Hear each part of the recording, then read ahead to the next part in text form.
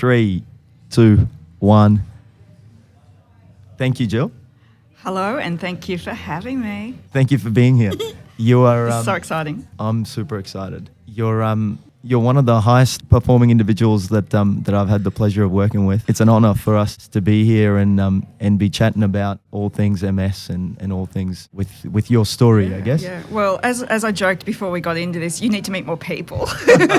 But you know, I love sharing my story, and I love the part you've played in that too. So it's pretty cool to speak about it today. Yeah. Yeah. Thank you. I'm looking forward to it. I'm excited, and it's one of our first podcasts, so I'm sure I'll learn from here and take a lot out of this. Yeah. So thank you for being a part of the journey. Cool. I'd like to start off by talking early days.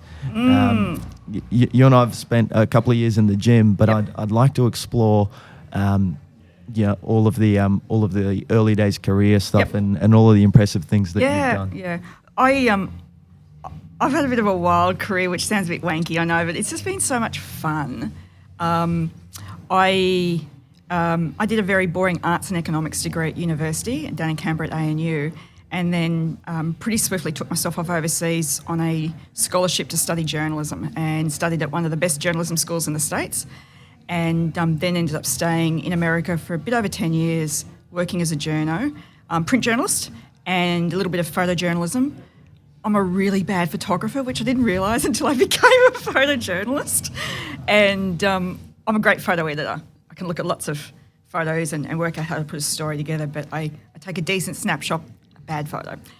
But that sort of led to some really interesting paths in journalism and how I had to sort of modify quickly and go, okay, well, you actually stink at this, so how do we use this degree and retain my green card to stay in the States and work and all that sort of thing. So I ended up in San Francisco as the business editor of the San Francisco Chronicle, and redesigning the business pages. So I'd taken a career in writing and then a very short career in photojournalism, and then started going into designing as well, designing newspaper pages, which is a whole different specialty. So I had some really interesting skills, again, all in the field of media, which I just kept building on from there. Fast forward to, and again, it was wild. I ended up marrying an American over there. I stayed married to him for a few years, brought him back to Australia, and that fell apart very quickly. Just as a funny aside, he was an actor and he ran off with his acting partner, and they were playing Cat in the Hot Tin Roof in the play, and he fell in love with his co-star. It was a Hollywood story in the making. But, so look, I came back to Australia a bit over a decade ago and went into media and communications type roles. Okay. And one of those was with the V8 supercars. I knew enough about motoring to be dangerous. Like, I was doing a little bit of motoring riding because I thought it'd be fun to do car reviews and things like that. And I knew nothing. I know nothing about cars, yet I'm writing about them. And so that ended up as a stint in the media for the V8s, and that was really my dream job. I mean, wow. You know, living on an airplane basically, because we were travelling around the races, but also travelling interstate once or twice a week to do media commitments with the drivers and stuff. It's a true team environment. I know you deal with a lot of sports people in here, and there's just nothing like it. There's nothing like it. Everyone knows their role in that team sort of environment, and it was wild. It was really wild. I'm not much of a feminist, and I'll put my hand up right there, but it was hard being a woman in a very male-dominated field, and we're going back a decade, so it's very different. But the only women on the V8 circuit were the ones wearing bikinis. Oh no! And then there's me trying to do a professional job. And the girls in the bikinis have a role. I'm not trying to say that, but it was a lot of the guys were looking at me like, "What are you doing here, little sister?" type thing. So, how long did you do that for? Season and a half. Wow. Okay. Yeah. And still have some really great friends in the industry today. And the F1 starts this weekend. I'm so excited. The F1's back? Yeah. Okay. Back in Austria this weekend. No idea. So in Austria? Yeah. Okay. I'm a diehard motorsports fan all the same. So look, I'm going somewhere with this story. I've always loved really sort of fast-paced jobs and need a bit of excitement and that sort of stuff. It's always been in the media, whether as a journalist or writing or managing communications type issues. And I think it's because there's something every day. You're learning something new every day, and I love that part of it. So sort of fast forward to 8-9 years ago, and it was just getting to the point where I was just tired all the time. And you probably hear this from a lot of clients and friends alike. Everyone's tired all the time these days. And I remember people always complaining to me that they were sick of me complaining about how tired I was. But this culminated in, I woke up one day, in full disclosure here, I'd had a really massive party weekend. But I woke up one day, on a Monday, I went to make my latte, as I do, and I couldn't feel my left hand. And the cup literally started just sliding through the hand, and I remember tapping my hand going, I can't feel it. Thinking, well, that's odd. Must have been a really massive weekend. And that just kept going on and on throughout the day. I remember coming home at lunchtime that day and to have a quick nap. And this stage I'm running my own business in digital marketing and media and all sorts of things like that. And came home to take a nap and woke up at about 9 o'clock that night. Like, I don't even sleep 9 hours now, so to just pass out was bizarre. This kept going on, but I started losing feeling down the left side of my body, going, this is just bizarre. Go to work the next day, and by this stage, I'm dragging my leg as I walk into my office.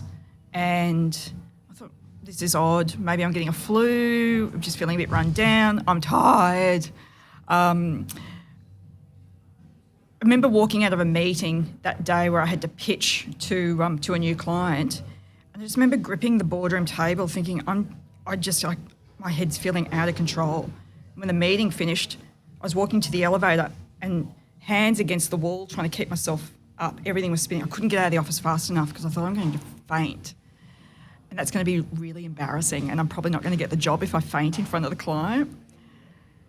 Anyway, on the way home, a friend of mine, a massage therapist, rings and says, oh, maybe you've got something going on with your inner ear, like an inner ear infection, or maybe your neck's out. And I'm thinking, oh, my neck's a bit stiff. I go to a chiropractor mate of mine, and he did a bit of an examination and took some x-rays, and he said, I can't see anything wrong. I can't even really feel anything wrong. He said, I'm actually not going to treat you. He said, this is neurological. I don't want to scare you, but I can't treat you because it's just wrong. I need you to go and see a GP. So I see my GP the next day, and I'm really dragging my leg behind me at this stage. I mean, I don't know who walks dragging their leg behind, not thinking there's something wrong. My GP takes one look at me and goes, no, we're calling an ambulance. You're going to hospital. I'm like, no, I'll be fine. I'll be fine.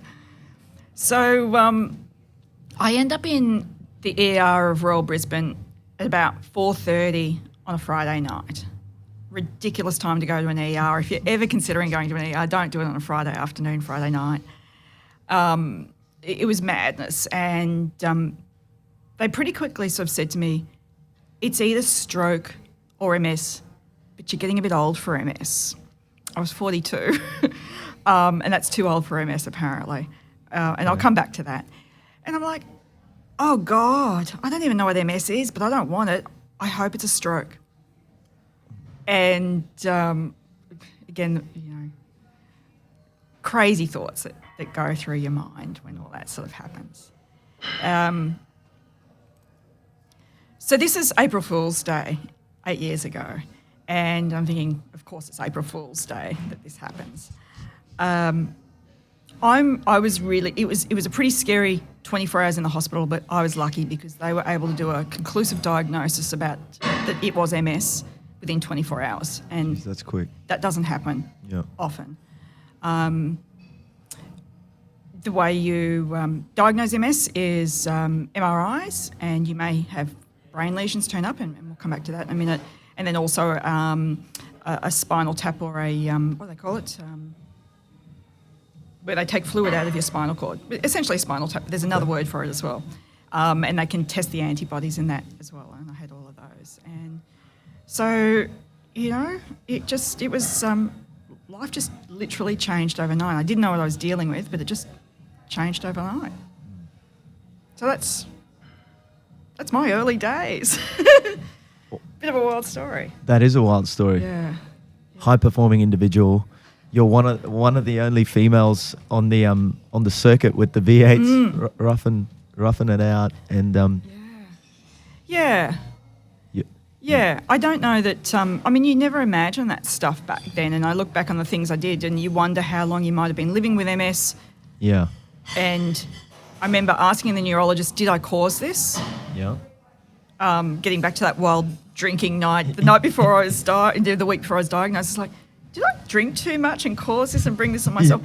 Things like the V8 supercars, was there too much noise and too much stuff going on that was hurting my brain? Yeah, and none of that's true. Right? None of that causes MS. But all these weird things go through your mind. Did I do this to myself? Yeah. So, yeah. One of your initial thoughts was this? Is it the flu? I'm struggling a bit here. What's going on? Need a bit of sleep. Yeah, but again, I think that's a pretty common situation with people, and there's probably a lot of undiagnosed illness, or just the fact that we don't look after and give ourselves the right attention. Yeah. In life. Have you thought, just exploring that a little bit further, have you thought about how long you think you might have been living with MS? What do you come into? Yeah. I did think, and certainly some of the things the neurologist brought up highlighted that probably about 5 years before I was diagnosed. And that's sort of probably putting me in so if I've been diagnosed 8 now, 12 to 15 years I've been living with MS, and about half of that time not really knowing that I was living with it. When I look back on some of the symptoms that I have now, it's like, I'd been feeling like that for a bit or experiencing that for a bit. But then on the technical or the clinical side, when you look at the severity of some of the brain lesions that I have, they're not overnight brain lesions. They're deep and meaty and signify that you've been there for a while. So it's probably a good point to explain what MS is. Yeah, let's do it. Right, a lot of our members have, and a lot of the people listening, everyone's heard MS, everyone's heard multiple sclerosis, but I don't think that there is a deeper understanding of what this condition's all about. Before we went live, you were saying everybody knows somebody living with MS? Yeah, I really believe that. I think, you hear MS and you go, I know someone who's got MS, but I don't really know what it is or whatever. And it's not that there's a lack of empathy or anything, we just don't. And I guess it's a tricky disease to explain, but the way I explain it is it's the immune system attacking your brain. So in clinical terms, MS is one of the most diagnosed neurological diseases of the central that attacks of the acquired, one of the biggest acquired neurological diseases that attacks the central nervous system. I hope that makes sense. About 10 people are diagnosed every week in Australia. There's a bit over 25,000 people in Australia living with MS. And again, getting back to that, everyone knows someone. The knock-on effect is around about 7.6 million people. So MS affects 7.6 million people in Australia in some way because they know someone, they're caring for someone. Okay. All that sort of stuff. So that's significant. Yeah. We're talking family members living with individual. Yeah. Okay.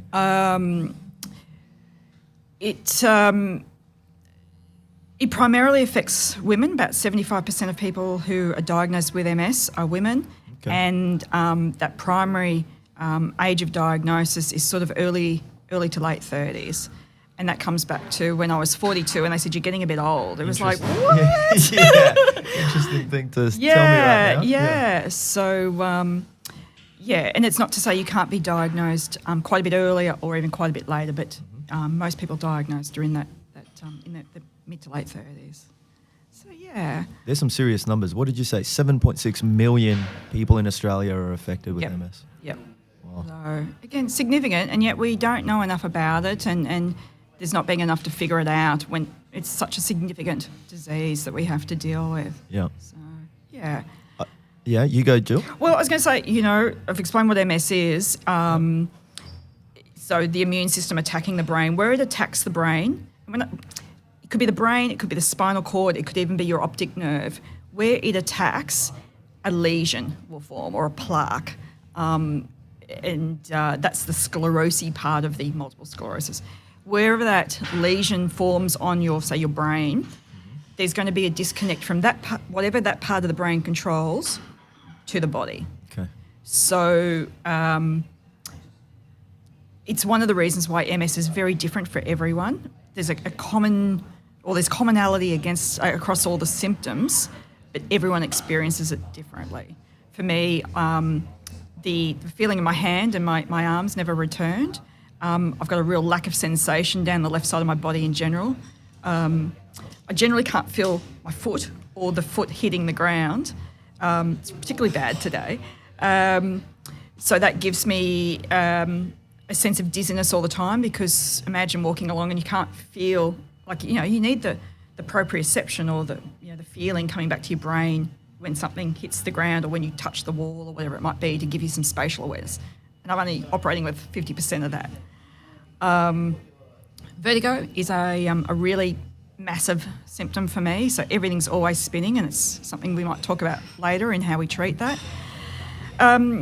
Cog fog. So I'm so sorry, you will see me choose my words carefully today, because words just escape like they didn't escape from me. And fatigue, it's really hard to describe the fatigue, Svet. It's, in MS terms, we call it lassitude. That's the, it's not just I'm tired, it's this gut-wrenching, someone's sucked the life force out of you, tiredness that any amount of sleeping is not going to bring back. And that varies literally from hour to hour. I can be bopping around on a, what day is it? Wednesday morning, and then by 2 o'clock this afternoon I feel flat. And then by 7 o'clock I might be fine. Or that could last for days. Who knows? It's all over the place. So they're my primary symptoms, but in other people it could also be visual disturbances. Okay. If their optic nerve is affected. What else have we got? Spasticity? Thank you. Yeah, that's a good one. Spasticity, or I think clonus is the other. So spasticity is the tightening of the muscles, and you're going to be better at describing this than I am, so that, if I had spasticity in my wrist, it might not move the way it should. Clonus is the exact opposite, where it's all floppy. Okay. So that, and again, that's just how the brain controls bits and pieces in your body to work.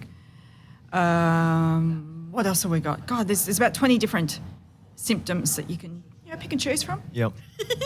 That make it all very interesting. I'd love to chat more about your hand and your foot, right? So you're walking down after this big weekend, and you feel like you're dragging your foot. Yeah. When I see you perform and walk around the gym now, Yep. it's not as evident. Like, if I was a member of the community, just observing from the outside without knowing anything, your gait is pretty damn good now. Yeah. And we can chat about the management side of things later, but help me understand. So you were tapping your hand, and it felt like it wasn't, just didn't exist. Yeah. Right now, has some of that come back, No. or it's still about the same? And I find I have this really weird way of sitting where I just tend to just pop the hand down there because it's next to useless to me. Yes, I can use it. I just tend to not, because I just feel like a coffee cup's going to slip through it. And I'm sure there's some strength there, but it just feels so weird that I tend to not use it for much. So it just tends to sit in my lap. And same with the foot as well. I think, I don't know if this is clinically the right way to say it, but I've just built up muscle memory on how to walk, and I don't really, some days it's a bit of a struggle to walk because I've got to think more about the foot, one foot in front of the other, and just staying upright, literally just staying upright. And some days you will see me walking around Tenerife sort of swaying and like I've had a couple of beers at Green Beacon or something like that. But it's simply I just can't feel my foot, and the vertigo's kicking in, or and that sort of thing. But look, I think it builds strength in that, and I want to look normal. I think that's a really important point, just with any chronic illness too. You want to overcome some of that stuff, and you want to look normal, and you want to get on with life, and I certainly don't want anyone's pity or anything like that either. Yeah. Particularly with MS and a host of other chronic illnesses, the symptoms are invisible. There's so much that goes on under the surface that people don't see, and I'm not bad at explaining it because I've been an advocate for so long about living with MS, but,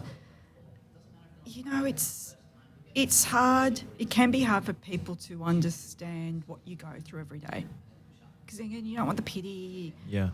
Very rarely do I even want help, which is ridiculous. But yeah, I don't know, you just get on with life. I think there's something powerful about the words, how selective you are with your words. And I think both you and I have said it so far, living with MS. Yeah, right? totally. Instead of, other, like you say, pity words that that are a bit more of a victim mentality sort of thing. So, definitely. And I hear other health professionals say some of these things, and I hear patients, some of my patients say the same thing, and then I try to low key correct them where I can and help them understand that it is the words are powerful. Absolutely. What's some things that you hear that probably my pet peeve is the word suffer, or I'm an MS sufferer. I mean, it freaking hurts at times, but I would never describe myself as suffering. Yeah. I think I'd dumb it right down and say, I'm having a bad day. But yeah, again, using that word suffer, it just classifies you right away as, how do you bounce back from suffering? It's a whole existential conversation. Yeah. But suffer, what else? Yeah, you go. Sorry, very sorry to interrupt. Yeah, no, not at all. This is sort of feeding into what you're saying, and some of the words will come to me, but I was casually on LinkedIn the other day just looking up a contact, and someone tried to connect with me. He was a financial planner, and he must have done a quick scan of my LinkedIn profile and gone, got MS. I'm going to try and make a connection with Jillian by sending her some crappy article that I've dug up from a doctor, and the article starts off literally with these words. When people are diagnosed with MS, they might see their GP and ask what can be done. Full stop. Unfortunately, not much. Oh. That's literally the first paragraph of the article. So you're reading this as someone with MS and go, oh, great, not much can be done. It's just such bad messaging. The article then goes on to sell me literally fish oil, because that will cure everything.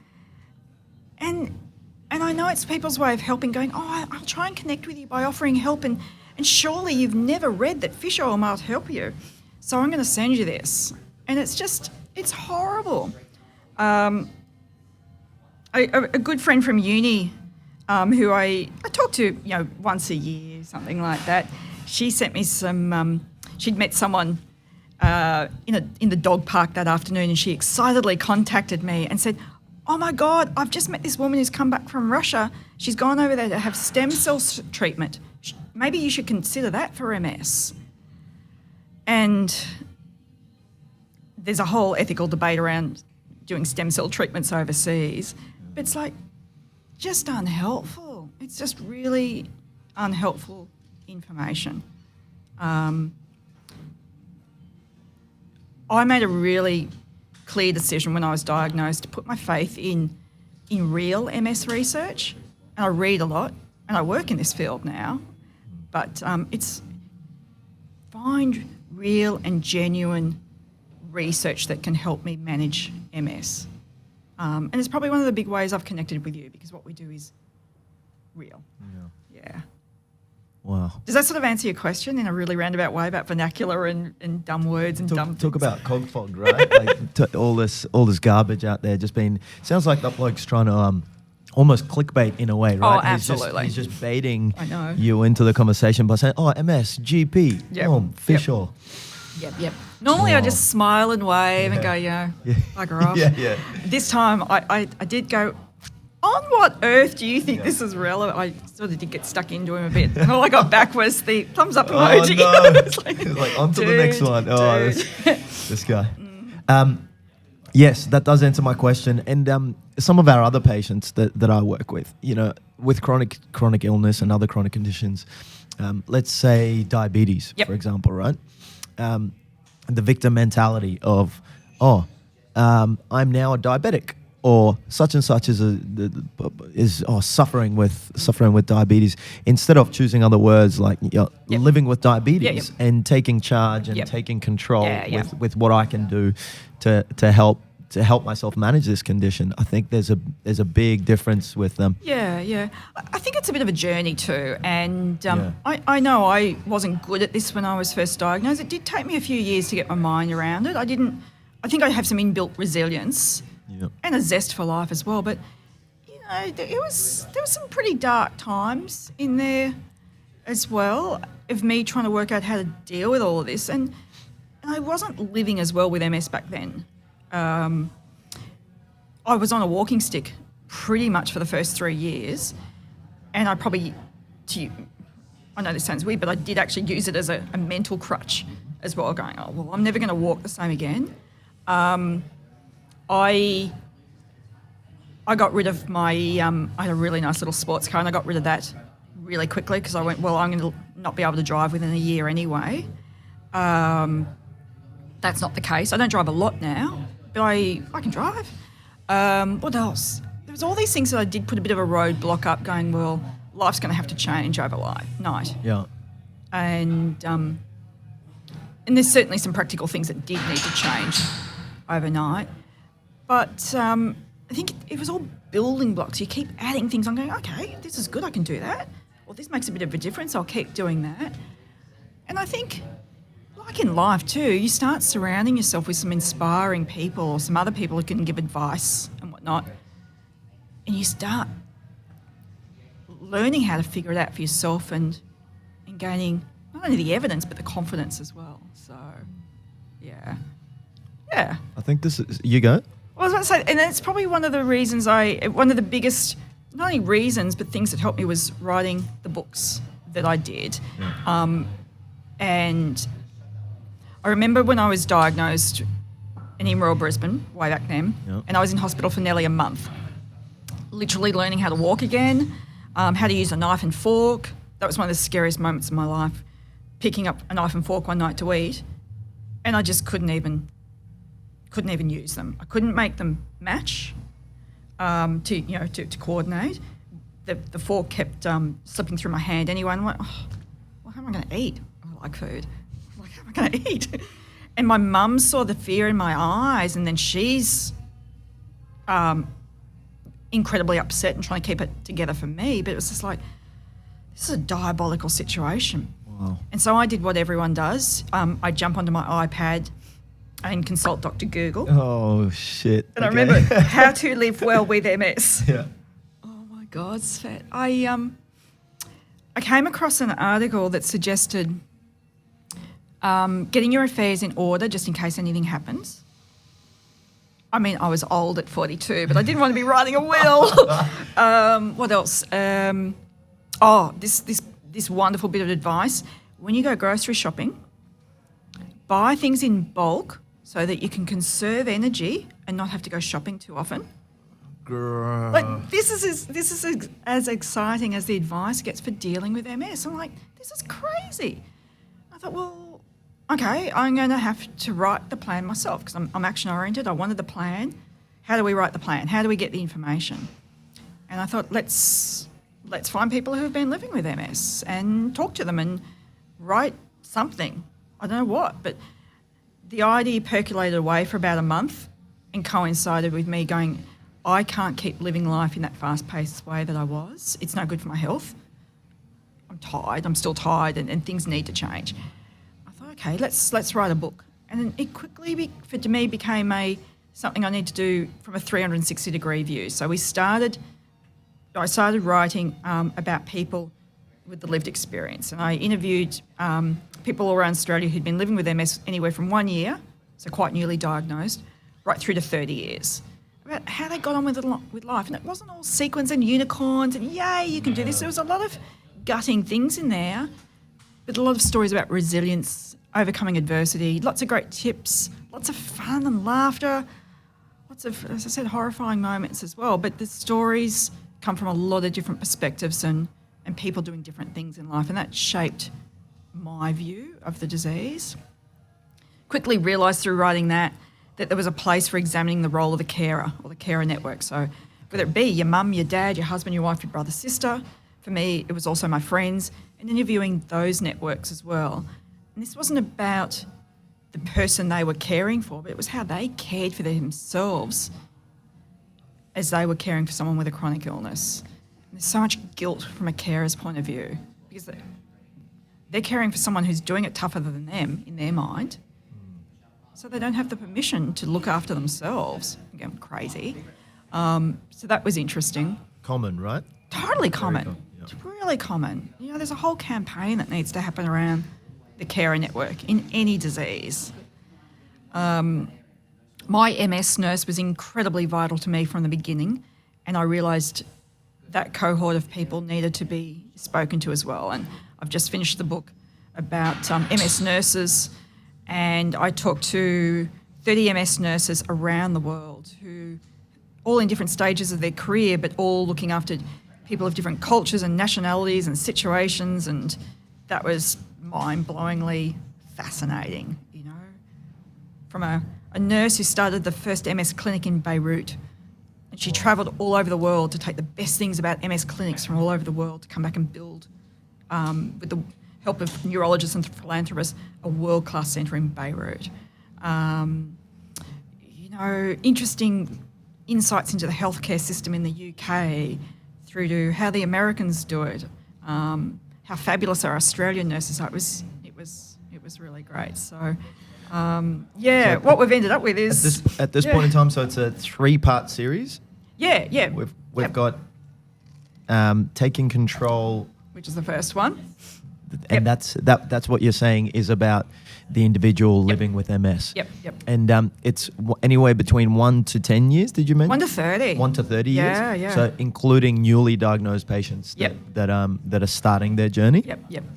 And I think with any of these books too, and I know you'll explain them a bit, but take the word MS out and insert your disease name in, because there's some specifics about MS, but I think they're just stories about how you get on with life and how you reframe systems or declutter or whatever it might be. Okay, so it'd be great for other individuals, say with other chronic conditions. They could be neuromuscular, or they could be other diabetes, heart disease. Whenever there's a journey that they have to embark on and make some changes. Totally. Okay. Totally. Taking Control Together is about the carers. The friends, the family, the husband or wife. Yep. All that sort of stuff, and the interpersonal relationships there, and how they go on to look after themselves. And all of these each chapter is its own story. So if that chapter doesn't resonate with you, that person's story, for one reason or another, you just move on to the next chapter. Okay. Lots of little tips at the end of every chapter, so you can pick and pull all the tips that you might need for your situation. Yeah.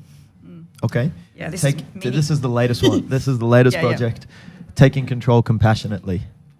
So that's about the MS nurses, and the stories are a bit longer. Each chapter, again, is its own story, but the stories, because these nurses, and I actually say this when I autograph this one for you, you guys get into this sort of stuff because you want to help other people, which is so admirable, and I'm just indebted, but you guys don't get asked about your own story a lot, and the minute you are, can't shut you up, which is great because I love storytelling, but the stories are just so wonderful in this, and so much advice. And I wish I'd written this book first. Okay. But I didn't have the knowledge 7-8 years ago when I first started writing the book to write this. It wasn't sophisticated enough to understand MS from a lot of different ways. So, but this is, it's an amazing book. Fascinating. So a nurse from Beirut has travelled the world collecting all of the information, learning about MS, the best ways to help other patients manage it. Has and gone to build back a clinic and all that sort of stuff. Built a clinic.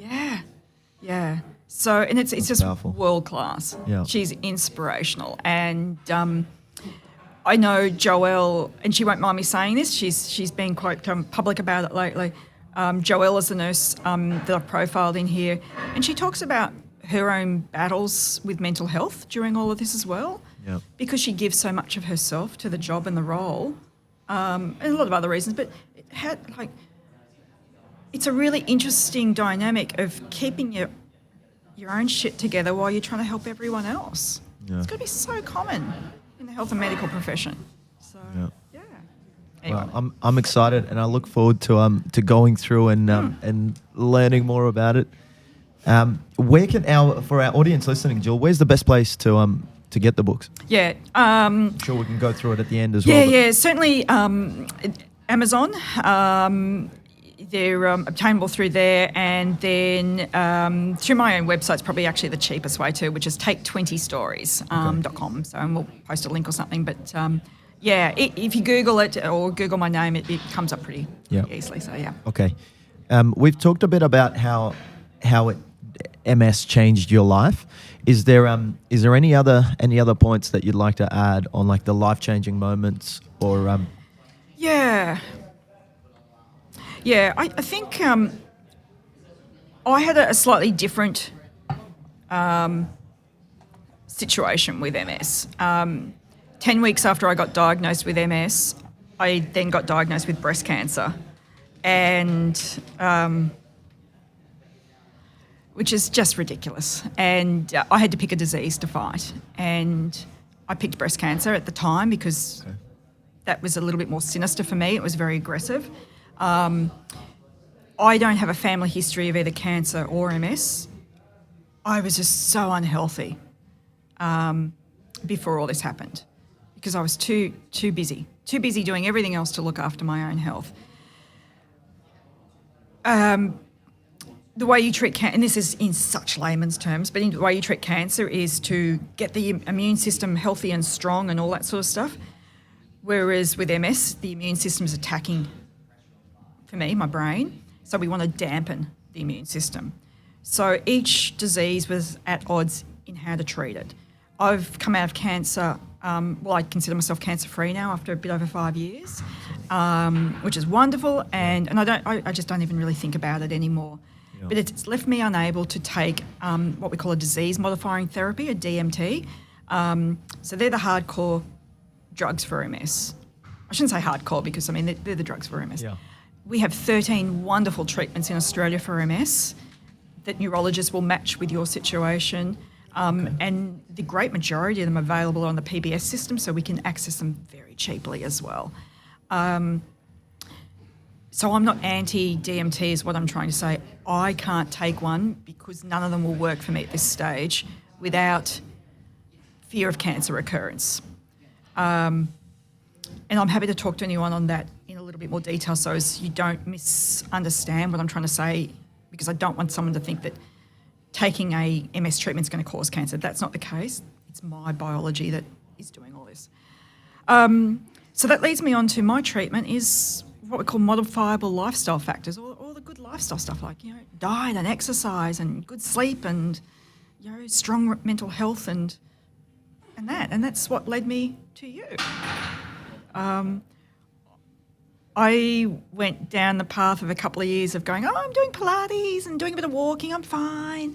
And my GP, my wonderful, wonderful GP here in Tenerife, she said, I want you to go and see this guy called Svet. I want you to see an exercise physiologist. I'm too busy. I'm doing my walking, I'm doing Pilates, so I'm good. And she did this for 18 months and wore me down. So I finally ended up in your office and thinking, okay, we'll give this a session or two, see how we go. But seriously, what can he tell me? Arrogant, aren't I? And here we are 2 years, a bit over 2 years later. Yeah, a bit over 2 years. It's been a game changer. And we have all sorts of interesting conversations around health and lifestyle that aren't necessarily just exercise-based. We do, yeah. Well, I have to say, even you're foolish. I'm too good for EP mindset. It isn't unwarranted. Yeah. You've done a lot of yoga. You're an instructor in yoga. I was. I was. I can't do yoga. I shouldn't say I can't. I find yoga unpleasant. Okay. Now because of the vertigo. So that's why I then got into Pilates. Yeah. But yoga's a fine thing, just not for me. Yep. Pilates, you've done a lot of Pilates. Reformer and mat, or mostly Reformer? Mostly Reformer, yep. Okay. Yep. And I know before that you had some athletic backgrounds and a movement history as well. You've done a bit of gym. Yeah. Always loved the gym. Played a lot of field hockey growing up and that sort of stuff. Used to run 50 Ks a week. Yeah. Loved my running. My running was my meditation. And we were talking before about some of the things I can and can't do. Running is also incredibly unpleasant for me because I can't feel the foot hit the ground. So it's just really, and it just ramps the vertigo up. But I really miss the running a lot. Yeah. Miss the running? I do. I remember you and I chatting about cycling. Yeah, oh, that's right. I was doing a bit of cycling there too, yeah. That's gotten, well, when I nearly killed myself and other people a couple of years ago because I was determined to be able to cycle. Yeah. And they say cycling's really good for people with MS because I tend to overheat. There you go, there's another symptom. Yes. The heat sensitivity. Yeah. But with cycling, because you've got air coming at you or against you all the time, it's quite pleasant. But because of my vertigo, when I look over my shoulder quickly, which is sort of necessary with cycling, I just crashed too often. So cycling was just, really chaotic for me. So we got rid of the bike. Yeah. Let's move into to what's worked and what you and I've been up to. Yeah. Everything that you and I do is super individualized from an exercise therapy point of view. And we've got individualized protocols with sets and reps and modalities and progressions and regressions for when I forget the words you use, but for when you're having a bad day. Is that I'm having a bad day. A bit off today or whatever it might be. Yeah, let's dial it back. Tell me about from your point of view, what's the exercise therapy? Yep. What's worked? What are you finding with what do you feel was missing from, because before you and I met, you were walking, you were doing Pilates, and you were busy. How has incorporating the work that we're doing? How's it helped? It's been really interesting because I think it's wonderful to have that base of just being a healthy human. What a great starting point. I mean, imagine if we all started as healthy humans, because the vast majority of us do not. I was one of them. So it's building on that for me. It's going, okay, I could have been doing the Pilates and walking every day, and that's lovely to have that that going on. But what you've brought to the table is addressing individual symptoms for me and strategies and coping mechanisms to deal with them. And a great way of explaining some of those is, this time last year, really looking forward to a trip overseas, was going to Paris, knew it was going to be crowded. I don't like crowds because too much visual or audio stimulation coming at me just freaks my brain out and, makes me dizzy and whatnot. So we started doing different exercises, which you can probably explain better than I can, just sort of help me get used to that and not only see what it feels like, but to also build the confidence and to build the strength so that I can get through stuff. And I think I only used my walking stick twice while I was away in really, really crowded situations. The rest of the time I felt pretty confident not having that crutch, so to speak. So we've got those, dealing with those situations. I'm nearly hesitant to bring this up because I just feel next week's session's going to incorporate these. But remember the ninja training we used to do, the Ninja Warrior training? Yeah.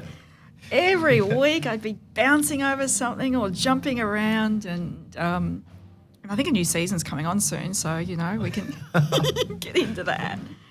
But those sorts of skills that teach me balance and proprioception, and it's just fun too. Hard, but I would just laugh and isn't that wonderful when you can do that with exercise? Have fun and laugh with it. So. Yeah. What else do we do? And strength work. I mean, strength training, yeah. Yeah, that's a pretty vital component of what I do. So, yeah. So what's next? I'd love to explore nutrition. And the other thing that you mentioned is mindset. So I think a lot of our members would benefit from, and other members of the public listening, is just to pick your brain a little bit about what you found with nutrition. And then after we're done with that, let's go into mindset. As your coach, you have a killer mindset. Just listening to you chat about this stuff is very powerful. Your determination and how much you're able to fit into a day in a week is quite nice. quite powerful, high performer, I tell you. Please, let's chat about nutrition and mindset. Yep. Okay, so I've always had a real interest in nutrition. I'm not qualified in any way, shape or form, but I've read a lot of stuff, and particularly, again, with MS, there's a lot of literature and research around diet. And one of the things I do know about MS and nutrition is it can be really overwhelming because you don't know where to turn, and yet nutrition is one of the things you can personally take control of. And I think that's really important with any sort of chronic condition. You want to be able to take control of something yourself because you've already got a team of specialists around you controlling this or doing that or advising on that. And you just need a bit of your own control at times too. Diet and exercise is one way we can do that. I'm not going to go into the specifics of nutrition for MS because I think it's very personal, and it can, as I said, can be overwhelming, and I don't want to freak anyone out. I've taken the route of going, I want to just have a really good, clean diet, and I come back to that notion of just being a healthy human. So I eat really, really cleanly.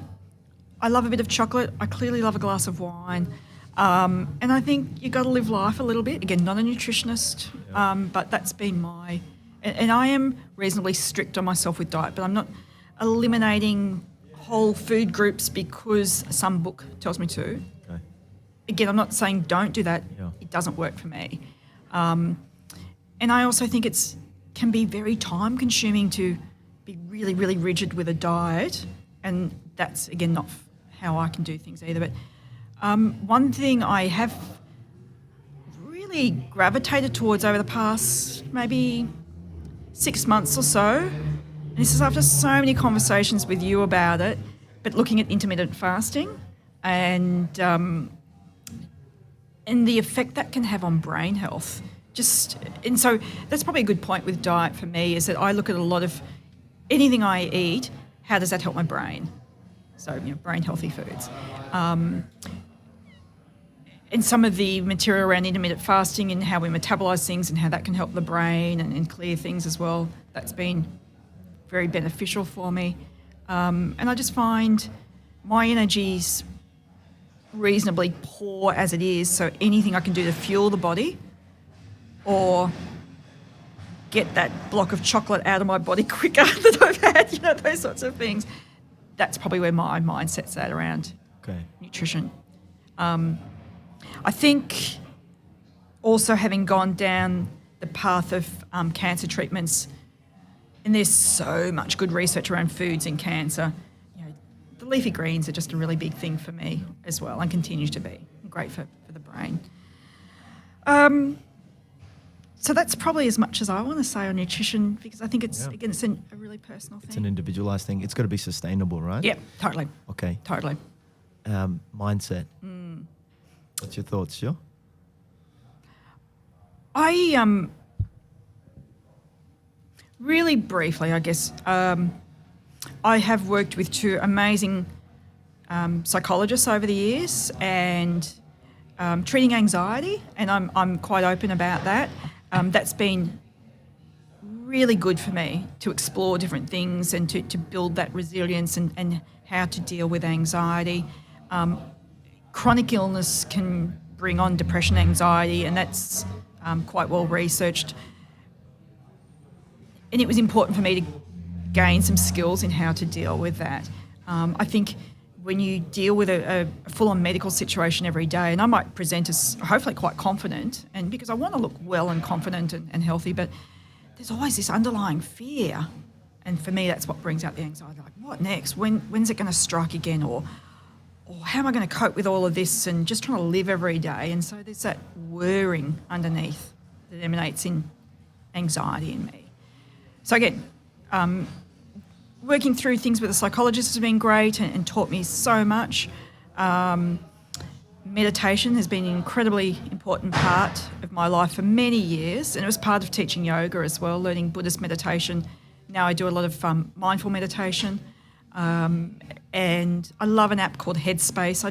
For me, Headspace has just been really wonderful, and it's 10 minutes each day for me. That's all it is. And, you know, just surrounding yourself with good people, like my friends.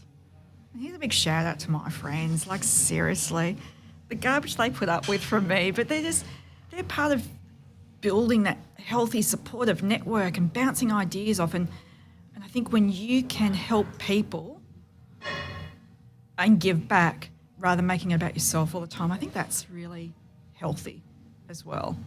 You stop getting caught up in your own brain all the time. So I'm not good at all of this, but I think I'm getting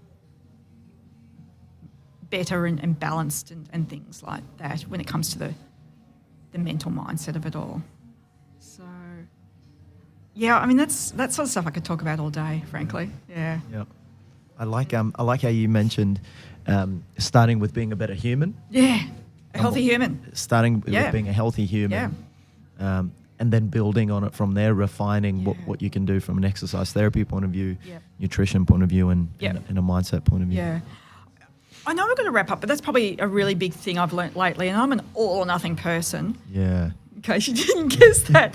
And that puts a lot of pressure on you, but I think, you know, anyone going through stuff in life, treat it as building blocks. Just keep adding little bits and pieces all the time. I mean, I would hate to think that my fitness journey's ended because, I've been doing 2 years, must be good by now. Like, it's just ongoing. All this stuff, just keep building on it and take the pressure off by thinking you've got to get it right from the start or within a certain time frame. Yeah. Yeah, it's really hard.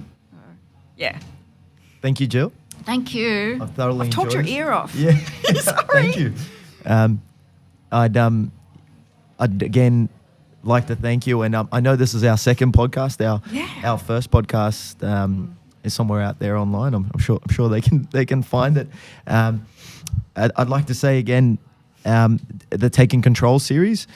Jill's mentioned Amazon and Jillian Kingsford Smith on Instagram. Yeah, you can find me on Instagram, and that links through to everything as well. So, yeah. Just your website once more. Take for the 20 Stories. So that's Take, T-A-K-E, the numerals 20, Stories, S-T-O-R-I-E-S, take20stories.com. Thank you, Jill. Let's end it there.